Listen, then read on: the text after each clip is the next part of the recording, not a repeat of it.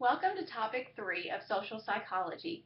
This topic is about social cognition. In general terms, this is the way we think about ourselves and our social world. In addition, this is how we select, interpret, remember, and use social information to make judgments and decisions. Sometimes it's unintentional or involuntary. We may have a thought just pop in our head and wonder, where did that come from?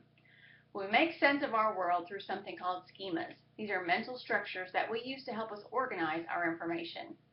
There are times in our world when we have an expectation about what another person is like, which will influence how we act toward that person, which will in turn cause that person to behave consistently with what we thought they would.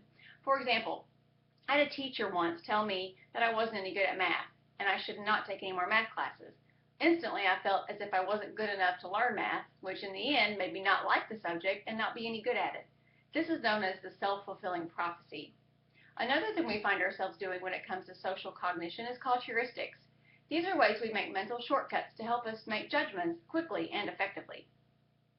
Our minds are like toolboxes, and we have access to all the same tools, but our culture determines which tools we are likely to use the most. For example, someone in a house living with screws will use a screwdriver a lot, and someone in a house filled with nails will probably use a hammer, even if both people had the same kinds of tools.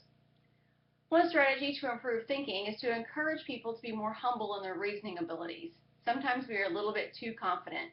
This overconfidence barrier describes the fact that people usually have too much confidence in their accuracy of their judgments. This is a topic that will really make you think about your own thinking and how you think about the world.